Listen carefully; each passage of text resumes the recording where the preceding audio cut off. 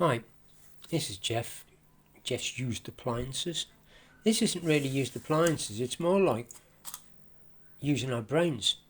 Now, we've got all these lunatics, keep lying in the road and saying just stop oil, which is, laudable. It's a good idea to eliminate fossil fuels and all that sort of stuff. But it's not something we can do in about 15 minutes. It's something that needs, before you get rid of one thing, you need to install something else to take up the slack. And I appreciate that burning carbon and stuff, carbon production is a shocker. Now, I'm going to do with this video, if anybody sees this video, it's going to do more to make them careful or reduce their carbon emissions, carbon dioxide emissions, than any bunch of lunatics lying in the middle of the road stopping people from getting to work or the hospital. And it's simply this. I only discovered this myself. I mean, I used to have a scientific background, but getting old now, I'm getting a bit dim. If you burn 1 kilo, or essentially a litre, of petrol, diesel, methane, take your pick, right? For every kilo you burn, you will get 3.5 kilos of carbon dioxide. Now, I always knew that what comes out the back of my car was, nitrous oxide and this and carbon dioxide. But I assumed it was, like when I breathe, I go, carbon dioxide comes out. But when I worked out that I live in southern Spain in Andalusia. I live in a little village, and the nearest town is Motril, which is approximately 20 kilometres, about 22 clicks, right? Now, I used to go there because it's 10-15 minutes, it's a 20-minute drive because, unless you're booting it, and I'm not interested in, I want to drive, I'm not in a rush.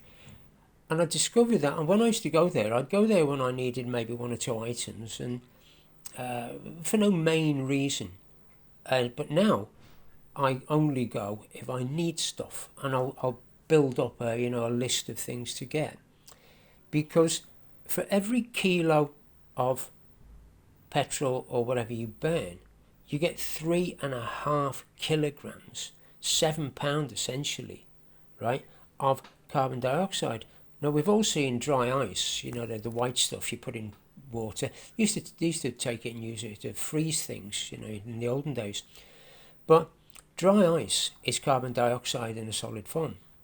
Now, if you imagine £7, well, a bit more than that, but it's 2.2 pounds to the kilo or something.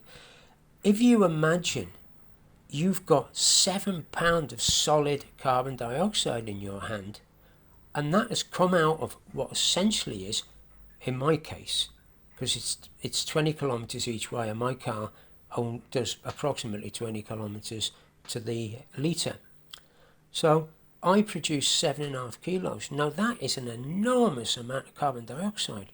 I always thought it'd be a bit, but when I think that, when you go in the kitchen, pick up some items that weigh about £7, lift it, and then think, if you drive and use 2 litres of diesel, because it works out £3.5 a litre, right?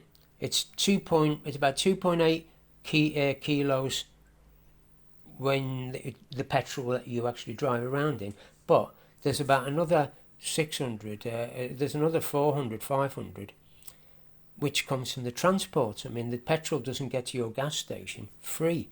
There's a carbon footprint in the trucks that bring it.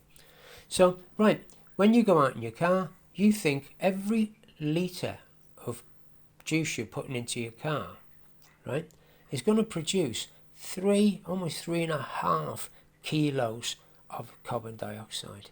And when we look at it, and you think, that's a lot of carbon dioxide. Do you know what I mean? And now we know. So when you're thinking of just jumping in the car to go for a joyride, think twice. Because that's what I'm doing now. And I do my best for the ecology. I chuck my rubbish in the right bins. I try not to consume. But I think that this simply, the amount of reduction, because if just everybody in the whole world drove like 1 litre of petrol, diesel or whatever a day, work out the sums, we've got 3.5 kilos for 1 litre.